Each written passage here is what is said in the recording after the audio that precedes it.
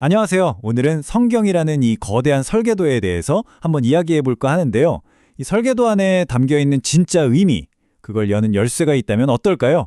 바로 오늘 성경의 핵심 메시지를 완전히 새로운 틀로 이해하는 시간을 가져보려고 합니다. 자, 그럼 바로 한번 들어가 볼까요? 제가 이런 질문을 하나 던져 볼게요. 만약에 말이죠, 우리가 지금까지 성경을 완전히 잘못된 방식으로 읽어왔던 거라면 어떨 것 같으세요? 성경의 본질을 놓친다는데 바로 이런 느낌 아닐까요? 지도는 손에 들고 있는데 정작 목적지가 어딘지 보질 못하는 거예요. 아니면 부모님이 써주신 편지를 읽으면서도 그 안에 담긴 사랑은 하나도 느끼지 못하는 거죠. 그 수많은 이야기 속에서 길을 잃고 진짜 중요한 핵심을 놓치고 있다는 느낌, 바로 그겁니다. 자, 그래서 우리가 제일 먼저 짚고 넘어가야 할 핵심 아이디어가 바로 이겁니다. 성경의 주된 목적이요. 이게 단순히 정보를 전달하는 데 있는 게 아니라는 거예요. 자, 이 부분을 한번 보세요. 이 대비가 정말 흥미롭지 않나요? 한쪽에는 당시 종교 지도자들이 있어요. 이 사람들은 성경을 파고들면 영생을 얻을 줄 알고 정말 열심히 연구했죠. 근데요, 정작 그 성경이 가리키고 있는 진짜 생명의 근원, 예수님께는 나아가지 않았어요. 그러니까 핵심이 뭐겠어요? 성경은 머릿속에 지식을 쌓으라고 있는 책이 아니라 바로 예수를 통해서 생명을 얻게 하려는 책이라는 거죠. 완전히 다른 목적이에요. 만약에 우리가 이 본질적인 목적을 놓치면 어떻게 될까요? 그럼 성경은 갑자기 우리를 옥죄는 그냥 두꺼운 율법책이 돼버리는 거예요. 이건 안 되고 저건 해야 하고 끊임없이 우리를 정죄하는 무거운 책으로 느껴지게 되는 거죠.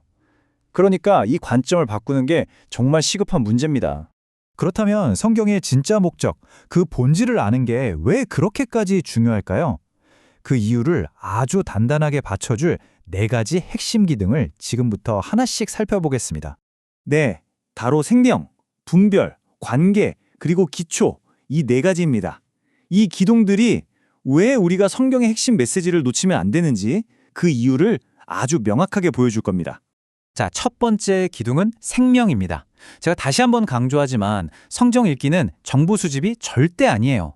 이 책이 처음부터 끝까지 가리키고 있는 단 한 사람, 그분을 통해서 진짜 생명을 얻는 것. 사실상 이게 전부라고 할 수 있습니다. 두 번째 기둥은 바로 분별력입니다. 한번 생각해 보세요. 지금 우리가 사는 시대는 정말 수많은 해석과 주장들이 넘쳐나잖아요? 정신이 하나도 없죠. 이럴 때 성경의 진짜 목적이라는 이 확실한 기준점, 이게 없으면 우린 너무 쉽게 길을 잃고 잘못된 가르침에 빠지게 돼요. 이 기준이야말로 혼란 속에서 진리가 뭔지 분별하게 해주는 유일한 나침반 같은 겁니다. 자, 이걸 한번 볼까요? 구약에 나오는 한 장면이에요. 이스라엘 백성이 광야에서 불뱀에 물려서 막 죽어가고 있어요. 그때 하나님이 뭐라고 하시냐면 장대 위에 달린 놋뱀을 쳐다보라고 하십니다.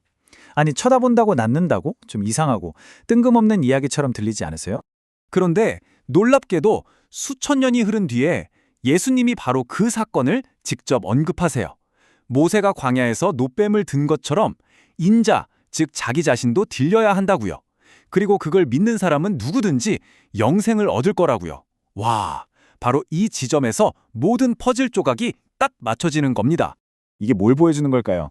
아주 명확하죠. 구약의 그 사건은요, 신약에서 일어날 일의 그림자였던 거예요. 성경 66권은 그냥 따로따로 떨어진 이야기 모음집이 아닙니다.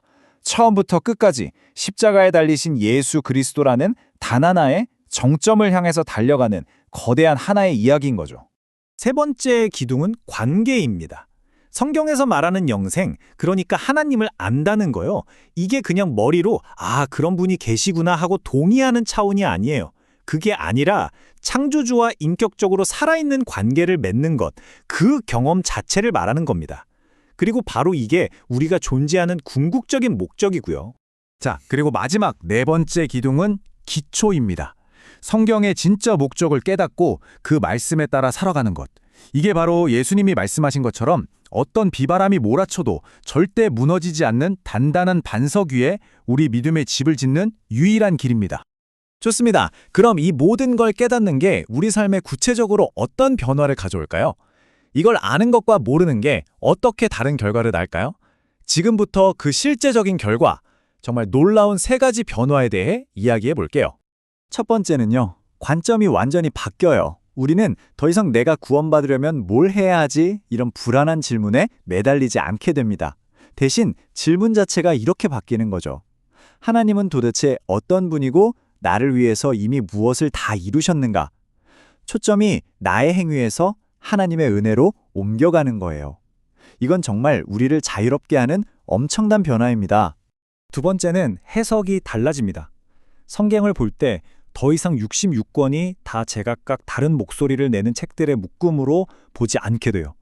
그 대신에 창세기부터 요한계시록까지 이 전체가 예수 그리스도라는 단 하나의 웅장한 주제를 연주하는 완벽하게 조화로운 교향곡으로 들리기 시작하는 거죠. 모든 악기가 결국 하나의 멜로디를 위해서 존재하는 것처럼요. 그리고 마지막, 어쩌면 이게 가장 강력한 변화일 텐데요. 바로 정체성이 바뀝니다. 성경을 법전처럼 읽으면 우리는 늘 심판이 두려운 죄인이거나 아니면 일한 만큼 싹쓸 받아야 하는 고용인 신세에 머물게 돼요. 하지만 이걸 우리를 너무나 사랑하는 아버지의 편지로 읽는 순간 우리의 신분이 완전히 근본적으로 바뀝니다. 우리는 더 이상 죄인이나 종이 아니라 그분의 사랑받는 자녀가 되는 거죠.